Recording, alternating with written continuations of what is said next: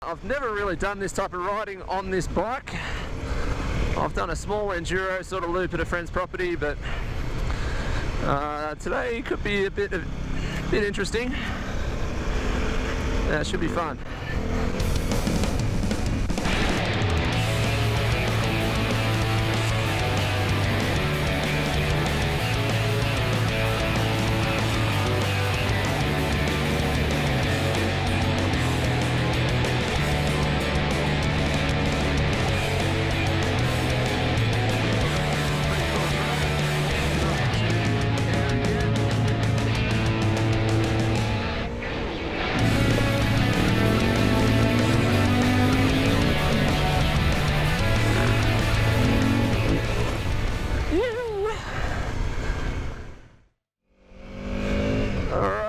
Now, I finally got myself a decent microphone, so hopefully you can hear me.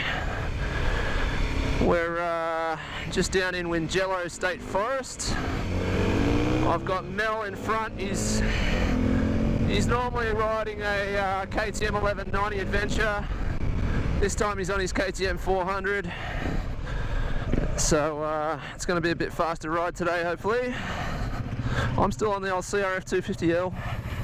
We're going to explore a few tracks in this Wingello State Forest.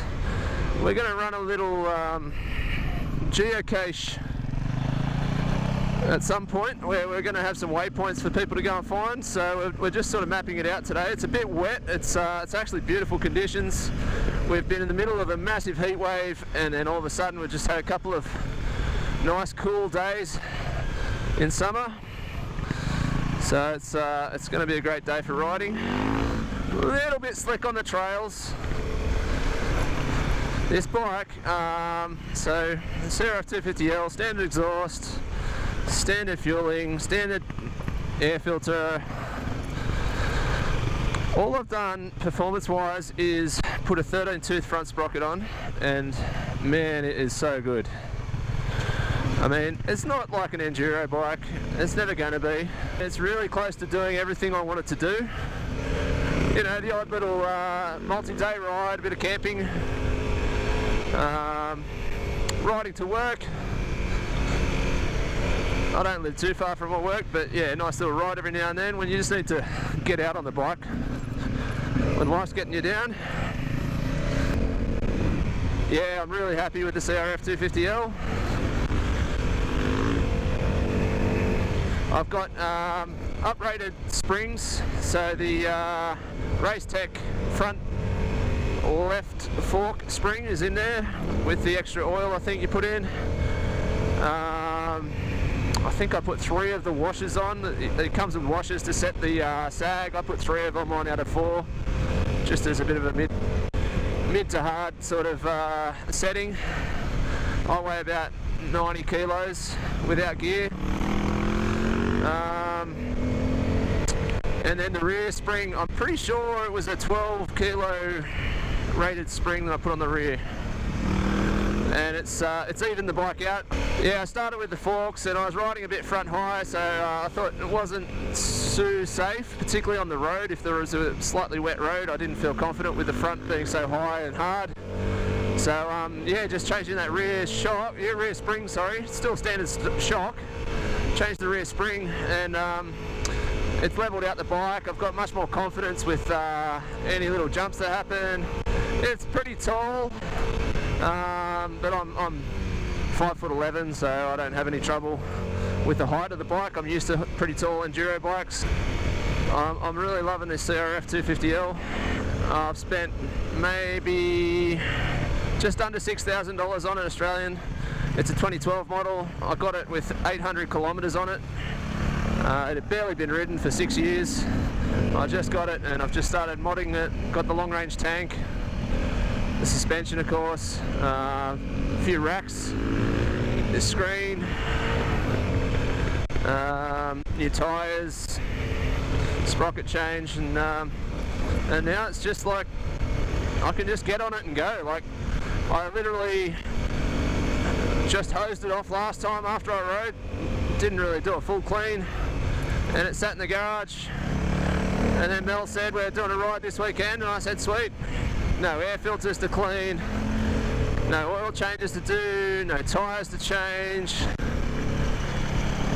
It's just a good bike, just to get out and have some fun on. I'm not going to race it, but I'm just going to have some fun on it. Before I had this bike, I hadn't really ridden for about 4 years. Like maybe once a year I'd go riding a friend's property.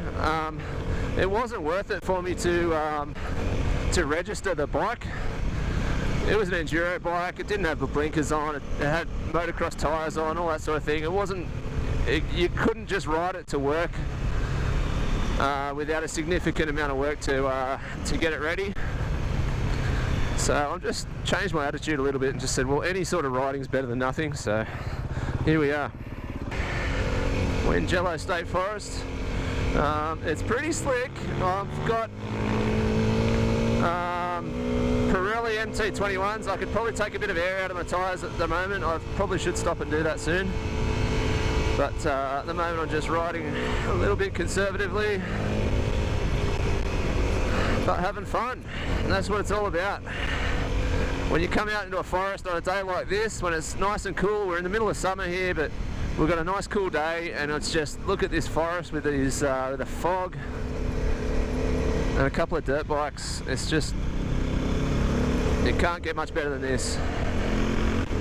One thing I feel like this standard CRF250L needs is a bigger front brake. I've done a bit of looking into it. The new rally model has a bigger front brake. For the kind of riding that I'm doing, I think that'd be a bit better. Now, Mel has just said, you want a hill?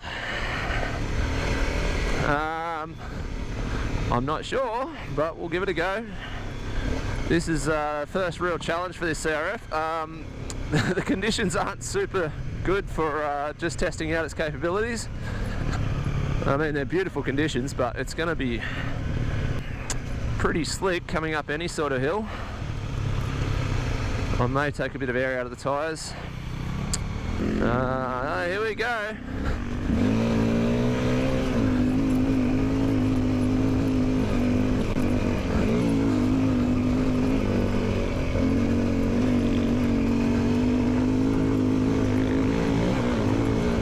Second gear.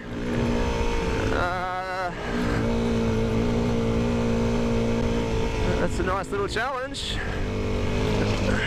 Oh geez, railway ballast. That's good.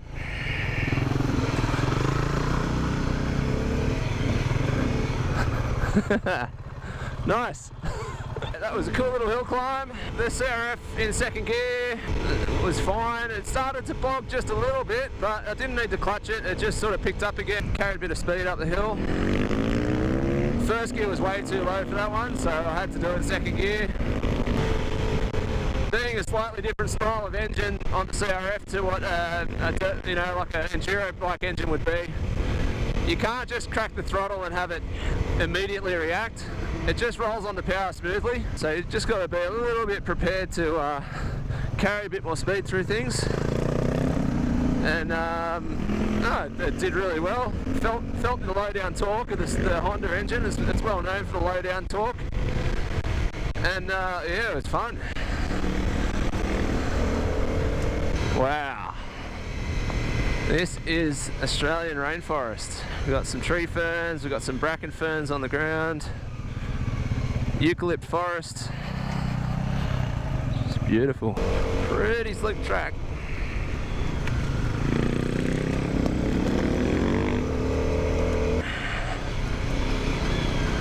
Lots of speed bump signs out here. Never seen that in a state forest before. It's nice they're looking after the local residents.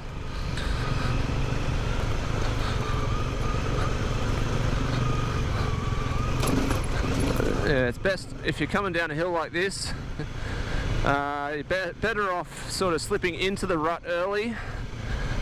Hopefully the rut doesn't get bad further on. But if you're trying to tiptoe around the rut, you're going to slip into it. And even worse, if you're trying to get up a hill, if the back slips into the rut and the front doesn't, or vice versa, then you're going to have another go at the hill. So sometimes you're better off if you sort of got a bit of momentum, Don't panic, just get in that rut and then just take it easy. Try and slow yourself down if you need to on a downhill. And then if the rut gets too deep or whatever, then you're going to be stopped anyway, but often you're better off just getting into it early. Another bit of a hill climb here, pretty slick. So I'm getting in second gear early.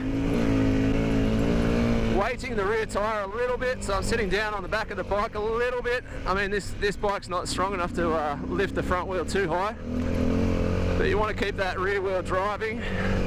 Smooth throttle, and don't be afraid, if you're a beginner doing a hill climb, don't be afraid to use the leaf litter. You'd think that the leaf litter would be the slipperiest part of the track. It's not. That's where you get your grip on your hill climb. So stay out of the main line. If that's where the water's coming down, there's just clay underneath, it's going to be way slipperier. And so you just, sometimes you've even got to bounce from side to side on the track, going from leaf litter this side to leaf litter this side and back over this side again. It's flattened out a bit now. Obviously, you can never tell how steep something is on YouTube. That wasn't very steep, but it just was a little bit tricky because of the wet, slick conditions. Oh, how good is this? It's beautiful.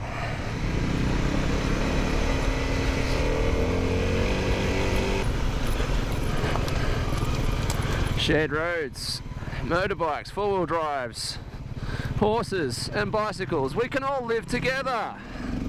You don't have to be against having one or the other. You just got to have some common sense. If you do see someone else, then slow down. I've never ever put a aftermarket muffler on a bike. I'd rather just ride the bike to its capabilities. Make sure that we don't get trails closed for loud, obnoxious bikes.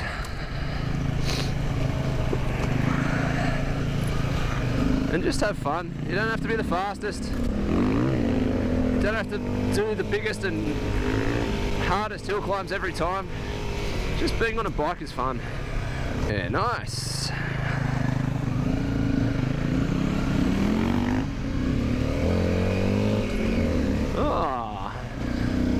I think you'd struggle to get a four-wheel drive through this trail.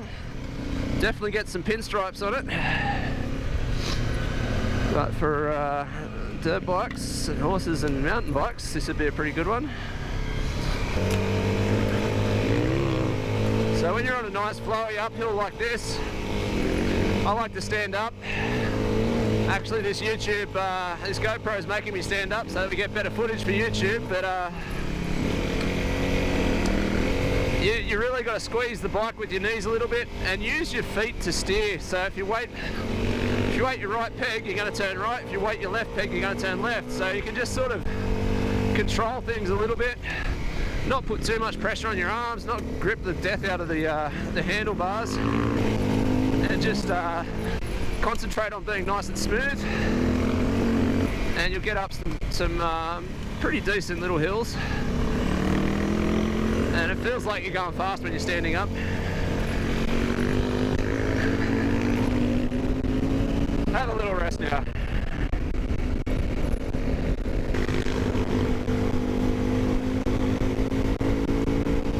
A little bit of foot peg steering.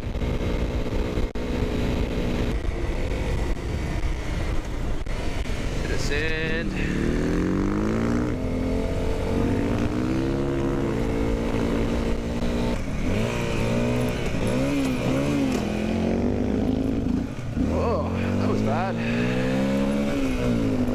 Two false neutrals in a row.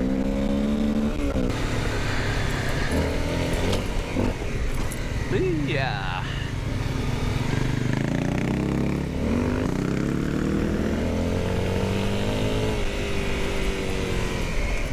Aha. This is a little bit interesting. Little dotted line on the map. Not the main road. This is nice. Aha, mountain bikes everywhere. Look at these trails for mountain bikes. This is awesome. I'm going to come back here for sure. I want to ride push bikes back. Yeah.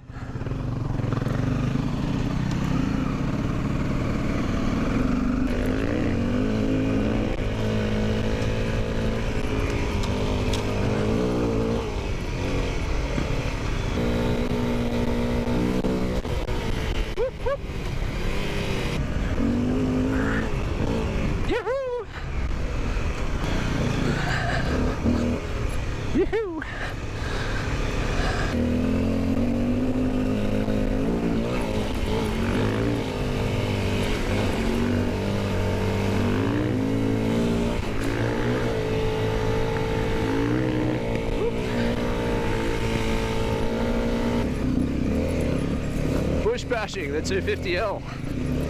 Nice. First gear. Second gear. Back to first gear. Bit of trials riding practice here. Now whenever you see a rock or a slippery root going across the trail on a hill, just carry a bit of momentum. Whatever you do, don't stop at it and don't rev your bike at it. You don't want to break traction on a wet rock or root. And just nice, easy clutch work. Ease your bike up over it without stopping.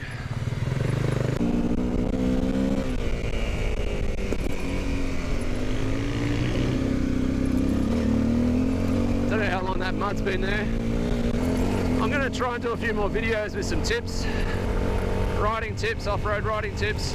When I first started trail riding, I had a WR250F. I was on an enduro bike. I raced a couple of small enduros. One big enduro which didn't go too well for me. Oh shit, there's a kangaroo. Oh god, glad I got that on tape. Ridden a few enduros, but I started riding with some really top level enduro riders.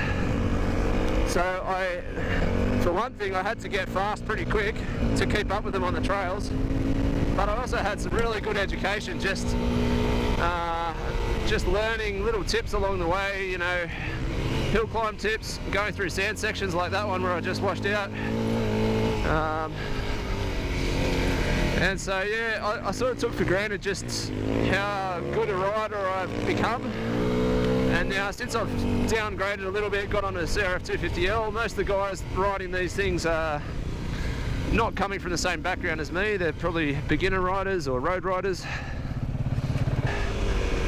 When I started trail riding, I sort of became focused on two main things. One thing is that I love hill climbs and I love a good challenge. And the other thing was just not falling off. On every trail ride I went on for a good few years, my main aim was, one, to conquer every hill climb, and then the other thing was just not falling off. I mean, when you're a trail rider, you have a get off. You know, you might have 3 or 4 in a day. If you get tired, you might have 5 or 6 in a day. And they're low speed, and it's not like you're going to be doing injuries to yourself. But and even times where you just throw the bike away. If you're on a hard hill climb or something, you just want to, you've got to stop. You've got to throw it away and jump off the bike. But I think I went about 2 years there where I didn't do a heap of riding, but 10 or 12 rides where I didn't fall off once. And I really that was my aim of every ride, just get through it without coming off. Now that I'm on an adventure bike, I mean, when you're on an adventure bike, you don't think about that. The aim is definitely not to fall off on an adventure bike.